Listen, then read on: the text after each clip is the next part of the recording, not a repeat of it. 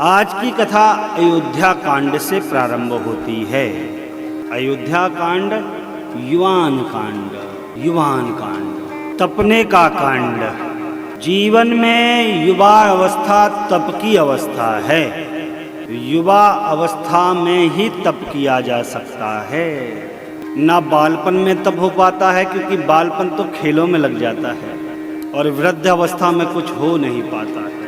शरीर की क्योंकि अपनी गति है, इसलिए इस कीर्तन करो जवानी में, बुढ़ापा किसने देखा है। कीर्तन करो जवानी में, बुढ़ापा किसने देखा है।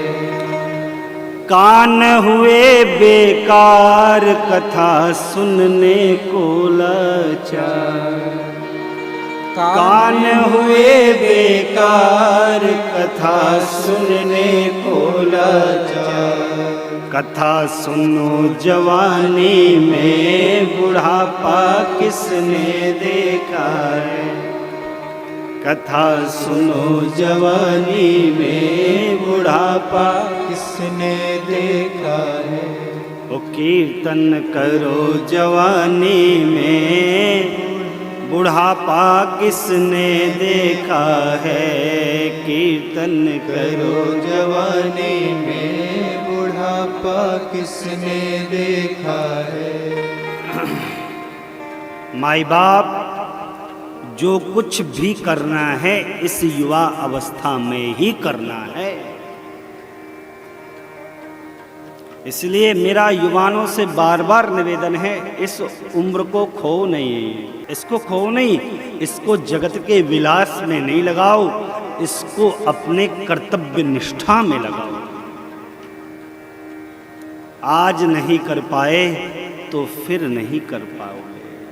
ये तसव्वुर, ये जोशो जवानी चंद लम्हों की है ये कहानी। इसलिए युवा अवस्था को तपाइए। आज की कथा अयोध्या कांड से प्रारंभ होती है। 3 श्लोकों में वंदन किया है। पहले श्लोकों में बाबा ने मेरे भूत भावन शंकर का वंदन किया है। दूसरे श्लोक में मेरे राम जी के सहज रामत्व का वंदन किया है। यदि मैं आपसे पूछूं कि मेरे राम का रामत्व क्या है, मेरे प्रभु की प्रभुता क्या है, तो आपका उत्तर क्या होगा? कहिए।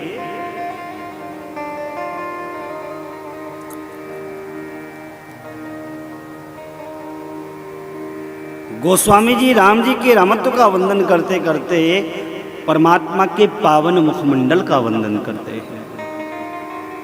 कहते हैं ये वो मुखमंडल है जिसने सुना कि कल प्रातः ही युवराज के पद पर आपका अभिषेक होने जा रहा है। प्रातःकाल ही युवराज के पद पर अभिषेक होगा, ऐसा सुनकर वो मुखमंडल प्रसन्नता के भाव में नहीं भरा और कुछ क्षण बाद सुनाई पड़ता है, नहीं नहीं नहीं नहीं, अब युवराज नहीं, अब तो 14 वर्ष के लिए वन को जाना है। ऐसा सुनकर उस मुखमंडल पर मलिन भाव भी नहीं आए। सुख और दुख में समान स्थिति पर वह मुखमंडल है, एक रस में है, एक रस में जी रहे हैं।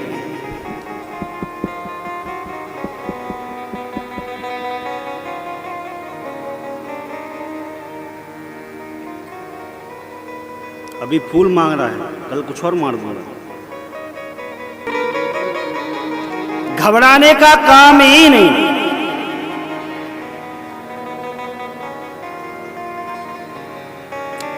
कभी ना घबराइए।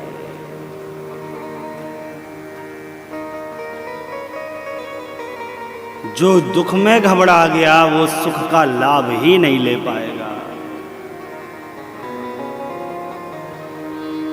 कभी मत घबराओ। परमात्मा के मुखमंडल का वंदन किया है। महापुरुष इस श्लोक के भावार्थ में कहते हैं ये पूरी राम कथा है। नीलाम्बुजश्याम मलको मलांगम सीता समारोह पितवाम भागम पाड़ौ महाशायक चारुचापम नमामि रामम रघुवंशनाथम।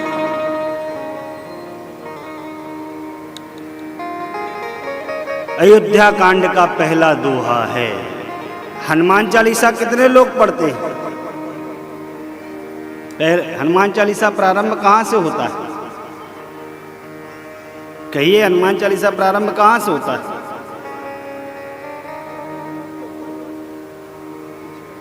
श्री गुरु चरण सरोज रज, यहीं से होता है ना? निज मन मुकुर सुधार वर्णौ रघुवर विमल जसु जो दायक फल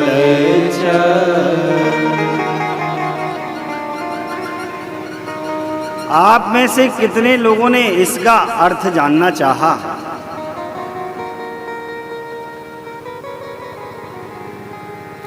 पढ़ते तो बहुत कुछ है, लेकिन समझते कितना है?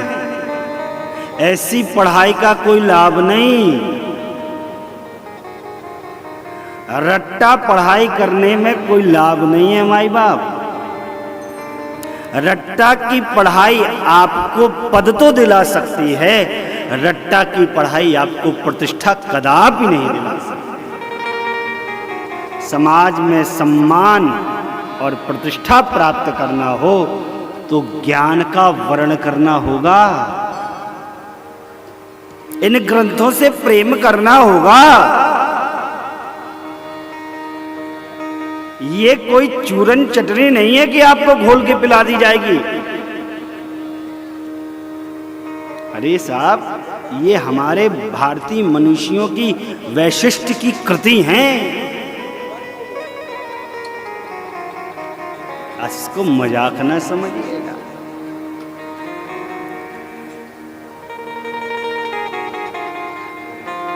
भैया ये डिस्टर्ब कर रहा है आपका।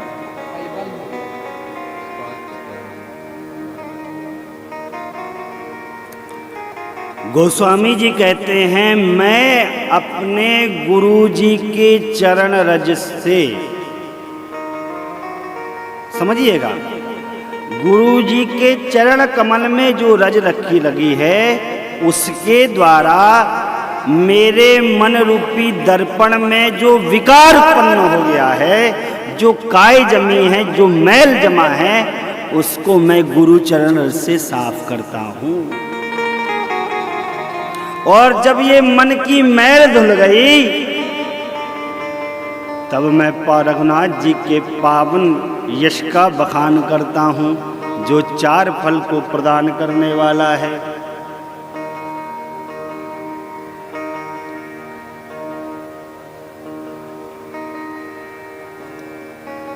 चार फल को देने वाला है।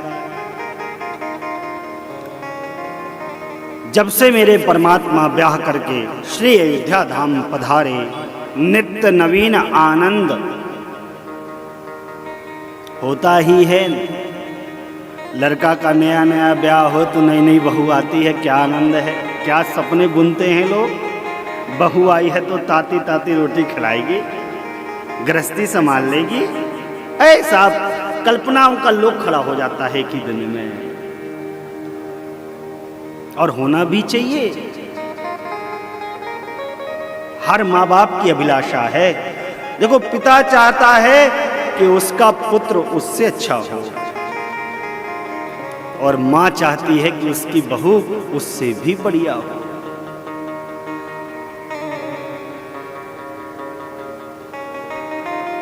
नित्य नवीन आनंद केवल अयोध्या धाम में नहीं, तीनों लोक 14 भुवन पूरी धरती में पुण्य रूपी मेघ श्री अयोध्या धाम पर पुण्य की वृष्टि कर रहे हैं। रिद्धि सिद्धि रूपी संपत्ति स्वयं आज अवध रूपी समुद्र से मिलने चली आई। नगर का इतना अलौकिक श्रृंगार है, लोग कहते हैं ब्रह्मा जी बस इतना ही कर सकते थे, इससे अधिक ब्रह्मा जी की करनी हो ही नहीं सकती थी। सब मेरे राम जी के मुखमंडल का दर्शन कर रहे हैं, सुखी हो रहे हैं। राम जी के शील स्वभाव की प्रशंसा सुनकर, उनके चरित्र का अवलोकन करके चक्रवर्ती जी गदगद होते हैं। सारे नगर में उत्साह है।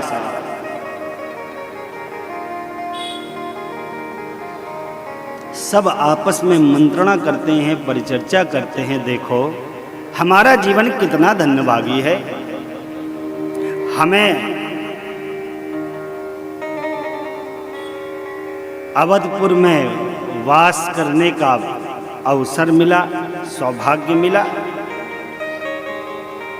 चक्रवर्ती जी जैसे सम्राट हमको प्राप्त हुए। ब्रह्म राम का दर्शन हमने किया, बाल लीला का दर्शन हमने किया।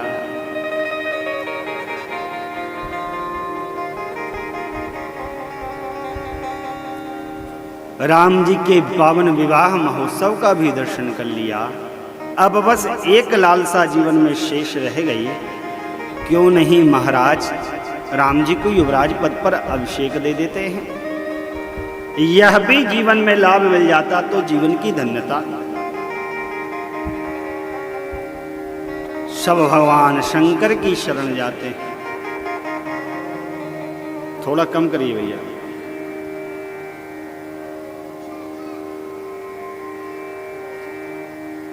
भगवान शंकर की शरण जाते हैं, मनाते हैं।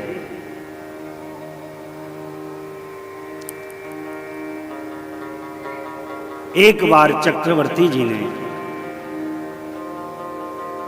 विशेष राजकाज के निमित्तार्थ दिव्य वस्त्रों को धारण किया, सुसज्जित हुए आभूषणों से, और चक्रवर्ती जी ने राय शोभाय मुकुर कर लीना, बदन बिलो की मुकुट सम कीना। श्रवण समीप भये शीत के श्रवण समीप भये शीत के मानहु जरठपन अस उपदेशा, मानहु जरठपन अस उपदेश। चक्रवर्ती जी ने दर्पण को अपने हाथों में ले लिया। बड़े ध्यान से सुनिएगा इस प्रसंग को, बुजुर्गों के लिए बहुत बढ़िया। चक्रवर्ती जी ने सहज ही दर्पण को लिया और दर्पण में निहारा क्या, अपने मुखमंडल को देखा, बदन को देखा, जो आभूषण इधर उधर बिखरे थे उनको सही किया, और मुकुट तिरछा लगा था, मुकुट को सीधा किया। देखते देखते कान पर नजर गई और देखते क्या है, कान के समीप के बाल श्वेत हो गए। अब मानो बुढ़ापे ने दस्तक दे दी और बुढ़ापे ने आवाज लगाई महाराज को, महाराज क्या कर रहे हैं, अब भी गद्दी पर बने हैं? अरे राम जी को युवराज पद पर आसीन करके जीवन के यथार्थ लाभ को प्राप्त करिए महाराज। आदरणीय बाबूजी, आप वयोवृद्ध या वयोवृद्ध होने की ओर अग्रसर हैं वे सभी, एक बात का मैं आपसे निवेदन करूंगा, जीवन में जब हमारा उत्तराधिकारी योग्य हो जाए तो सारी जिम्मेदारियों से मुक्त होकर उसको भार सौंपकर भगवान का भजन करना चाहिए। ये परंपरा है। हमारे बुंदेलखंड में कहते हैं कि बाप के जूता में लड़का का पैर आ जाए तो बाप को समझ लेना चाहिए लड़का बड़ा हो गया है।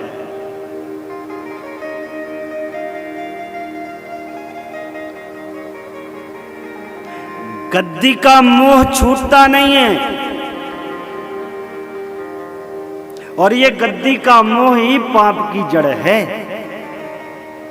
और हम क्षमा करिएगा, यद्यपि बुरा लग सकता है, लेकिन हमारे भारतवर्ष का इतिहास बहुत अच्छा नहीं है। इस विषय पे परंपरा चली आई है, कहीं और की नहीं, आपके बिहार की ही परंपरा है। बौद्ध धर्म का ग्रंथ है अंगुत्तर निकाय।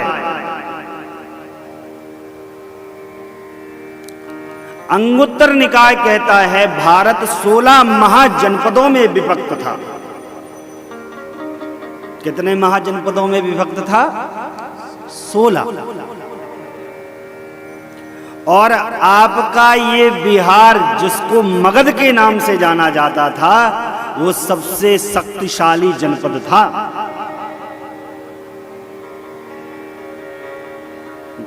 मगध है ना, मगध बाबूजी, इसको मगध बोलते हैं ना बिहार को।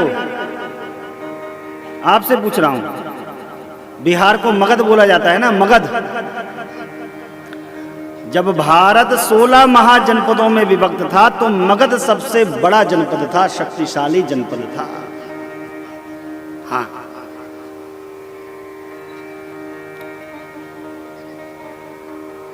प्रथम बौद्ध संगति 483 ईसा पूर्व आपके इसी मगध में हुई, राजगीर में। उस समय राजगृह था, आज राजगीर है। नालंदा जिला लगता है जो विश्व की सबसे बड़ी पुस्तकालय जहां पर थी। मगध का शासक हुआ बिंबसार।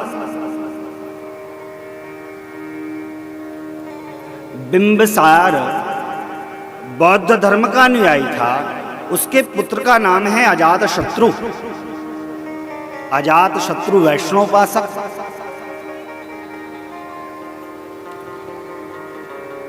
बिंबसार से गद्दी का मोह नहीं छूटा। परिणति, अजातशत्रु ने अपने बाप को जेल में बंद कर दिया। इतनी त्रास देता है अपने पिता को अजातशत्रु, इतनी त्रास देता है कहने में नहीं आता। अजातशत्रु की मां बिंबसार की अर्धांगिनी फल के रसों को निकलवाती थी, एक पात्र में इकट्ठा करती थी और अपने आंचल को उस फल के रस में डालती, और जब बिंबसार से मिलने जाती तो उस आंचल के अपने पल्लू को निचोड़ती और जो उससे रस टपकता उससे बिंबसार कुछ प्राप्त करता। इतनी त्रास अजातशत्रु अपने बाप को दे रहा। अजातशत्रु को पता चला, मां को डपटा, मां तुमको भी प्राण दंड दे दूंगा, गलती मत करना द्वार। आए है साहब, गद्दी की लोभ में अपने बाप को ही त्रास दे बैठा। इतना ही त्रास दे रहा, अब बिंबसार से बर्दाश्त नहीं हो रहा। समय बीता, अजातशत्रु के घर पुत्र का जन्म हुआ। पुत्र का नाम रखा उदयन। अरे इतना नाचा, इतना आनंद मनाया अजातशत्रु ने, अरे क्या कहना साहब। रात को विश्राम कर रहा है, छत की ओर निहार रहा है, लेकिन आज अजातशत्रु को निद्रा नहीं आ रही। सोचने लगा, अरे मैंने अपने पुत्र के होने पर इतना आनंद मनाया, ठीक उसी प्रकार मेरे होने पर मेरे बाप ने भी इतना आनंद मनाया होगा, और मैंने उस बाप को जेल में डाल दिया, इतनी यातना दी। अपनी गलती का भान हुआ, तत्क्षण बाप को मुक्त कराने के लिए पहुंचा। अजात शत्रु को आते देखा साफ, बिंबिसार ने सोचा ये मुझे बहुत त्रास देगा, अब बर्दाश्त करने की सीमा नहीं रह गई। अजात शत्रु को आते देख बिंबिसार ने जहर की शीशी निकाली और पीकर अपने प्राण का अंत कर दिया। इतना रोया अजात शत्रु, इतना रोया, लेकिन अब बाप तो चला गया। समय बीतता गया।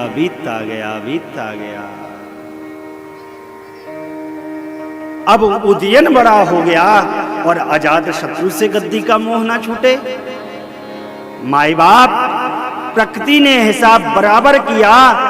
जिस अजात शत्रु ने गद्दी के लोभ में अपने बाप को जेल में डाल दिया, यातना दी और उसे प्राण लेने के लिए विवश कर दिया, उसी गद्दी के लिए अजात शत्रु के पुत्र उदयन ने अपने बाप अजात शत्रु की हत्या कर और गद्दी पर बैठ गया। कहने का, समझाने का आशय केवल इतना, गद्दी का लोभ बड़ा बुरा है साहब, इसलिए योग्य है समय आए छोड़ दो। बहुत कर लिया, आगे वाले को करने दो। महाराज के बुढ़ापे ने महाराज को आवाज दे दी। महाराज ने समझा, सचिवों, सामंतों, मंत्रियों से मंत्रणा की। सबने उत्तम 5 पंचों का मत लिया। सबने राजन की सहमति पर अपनी प्रस्ताव पर सहमति दे दी। चक्रवर्ती जी ने जाना अब गुरुजी की आज्ञा लेना बड़ी जरूरी है। ऐसा जानकर चक्रवर्ती जी गुरु शरण में गए हैं। वशिष्ठ जी के श्री चरणों में पहुंचकर दंडवत प्रणाम किया है, आशीर्वाद दिया है। गुरुदेव ने हर प्रकार से गुरुजी को प्रसन्न जानकर चक्रवर्ती जी ने कहा, हे महाराज, हे गुरुश्रेष्ठ, जो जीव गुरु चरण को अपने जीवन में धारण करते हैं वह इस संसार के समस्त ऐश्वर्य को प्राप्त करते हैं। और गुरुश्रेष्ठ, यह कोई बात मैं देखी सुनी कही सुनी नहीं कह रहा, अपने निज जीवन का अनुभव आपको बता रहा हूं। जब से मैंने आपके चरण कमल का वंदन पूजन प्रारंभ किया है, मैंने सारे संसार के सुखों को प्राप्त किया है। अब बस एक लालसा और जीवन में शेष रह गई है। यदि आपकी आज्ञा हो जाती तो श्री चरणों में निवेदन कर देता। वशिष्ठ जी ने कहा, कहिए राजन। अवधेश ने कहा, महाराज, राम जी सब प्रकार लायक हो गए, सब उनके शील गुण स्वभाव का वंदन करते हैं। हमारे मित्र प्रदेश के राजा तो मेरे राघव की प्रशंसा करते भी हैं, यद्यपि जो थोड़ी भी शत्रुता बैर मानता है अवध से, लेकिन वे भी राजन मेरे राम के शील स्वभाव का वंदन प्रशंसन करते हैं। अब यदि आपकी आज्ञा हो जाती तो क्यों नहीं मैं राम को युवराज पद पर अभिषेक कर देता, फिर ये जीवन समाप्त हो जाता तो मुझे कोई भी ग्लानि नहीं रहती। सुना, गुरुदेव ने कहा, राजन, जिनसे विमुख होकर संसारी जीव पछताते हैं, जिनके भजन के बिना हृदय में उत्पन्न यह भीषण ज्वाला समाप्त नहीं होती, वह पवित्र प्रेम का अनुगमन करने वाले परमात्मा आपके पुत्र बनकर आए।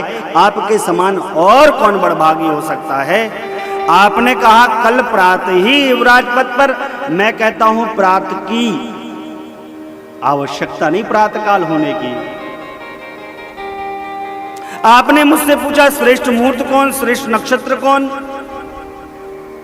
राजन, विलंब मत करिए, वही श्रेष्ठ मुहूर्त है, वही श्रेष्ठ नक्षत्र है जिस क्षण आप राम जी को युवराज पद पर अभिषेक दे देंगे।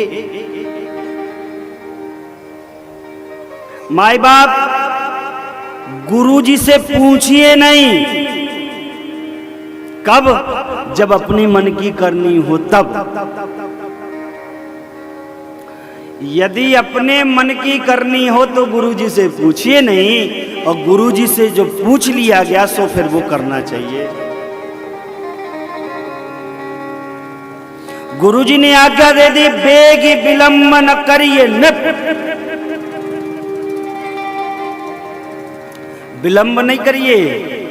लेकिन चक्रवर्ती जी ने सोचा कल प्रातः ही कर देंगे। एक दिन का विलंब किया चक्रवर्ती जी ने, लेकिन अपने जीवन में राम जी को राजा बनते नहीं देख पाए चक्रवर्ती जी। राघव जी राजा भी बने, लेकिन उस दृश्य का अवलोकन चक्रवर्ती जी अपनी दृष्टि से ना कर पाए। इसलिए गुरु जी से पूछो तो गुरु जी जो कहे सो वो करो। गुरु जी की आज्ञा मिल गई है। महाराज आए हैं राजमहल में वापस। सारे नगर में खबर जनाई गई है कि हमारे महाराज प्रातःकाल ही राम जी को युवराज पद पर अभिषेक दे देंगे।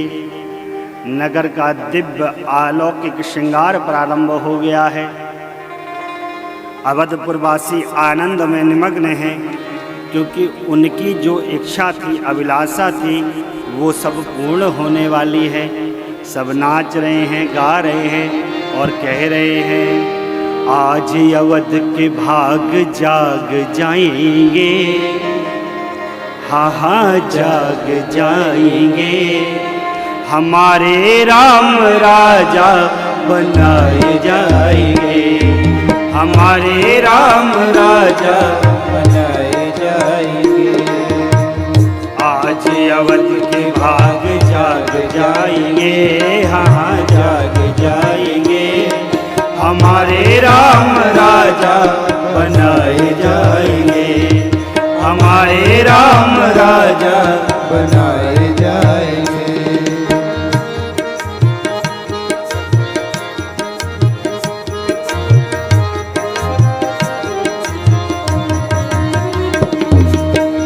आज सजेंगी अवध की गलियां, आज सजेंगी दिल की गलियां, आज सजेंगी अवध की गलियां, आज खिलेंगी दिल की गलियां। घर घर मंगल गाए जाएंगे, आहा गाए जाएंगे, हमारे राम राजा बनाए जाएंगे, हमारे राम राजा बनाए जाएंगे।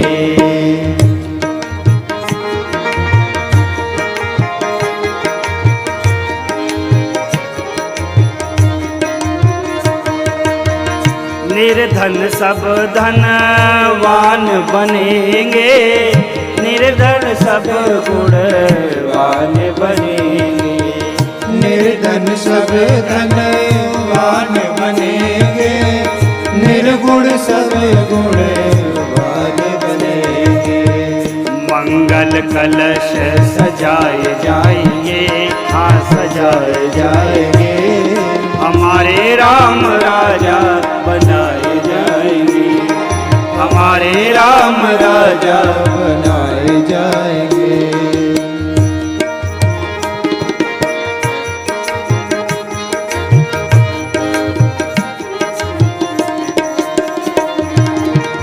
निंदा चुगली शेष न होगा, दंभ कपट का लेश न होगा, निंदा चुगली शेष न होगा, दंभ कपट का लेश न होगा। घर घर मंगल गाए जाएंगे, हाँ हाँ गाए जाएंगे, हमारे राम राजा बनाए जाएंगे, हमारे राम राजा बनाए जाएंगे।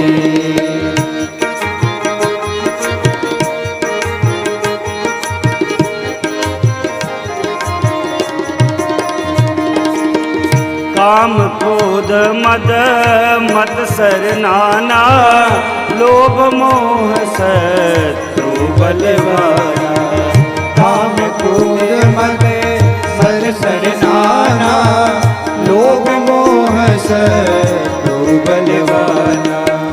ये सब माया भगाए जाएंगे, हाँ भगाए जाएंगे, हमारे राम राजा बनाए जाएंगे, हमारे राम राजा बनाए जाएंगे।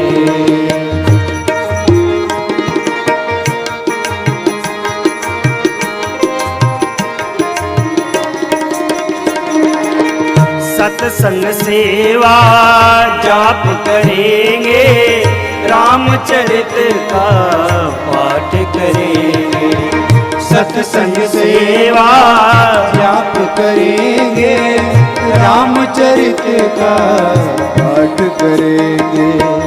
भिक्षुयते गुण गाए जाएंगे, गुण गाए जाएंगे, हमारे राम राजा बनाए जाएंगे, हमारे राम राजा बनाए जाएंगे। आज अवध के बाग जाग जाएंगे, हाँ जाग जाएंगे, हमारे राम राजा बनाए जाएंगे, हमारे राम राजा बनाए जाएंगे, हमारे राम राजा बनाए जाएंगे, हमारे राम राजा बनाए जाएंगे, हमारे राम राजा बनाए जाएंगे,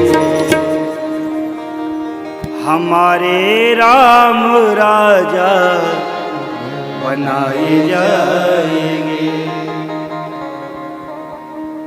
सब आनंद में निमग्न हैं, मंगल गान हो रहे, मंगल गान वाद्य यंत्रों की धुनी देवलोक में गई, लेकिन आज अवध में हो रहे मंगल गान, आनंद, वह वाद्य यंत्र, ये सब देवताओं को अच्छे नहीं लग रहे। जिस प्रकार चोर को चांदनी रात पसंद नहीं आती, शोभित नहीं होती, ठीक उसी प्रकार देवलोक में देवताओं को अवध में हो रहे आनंद मंगल गान शोभित नहीं हो रहे। कारण विचार कर रहे, अगर राम जी राजा बन गए तो हमारा क्या होगा?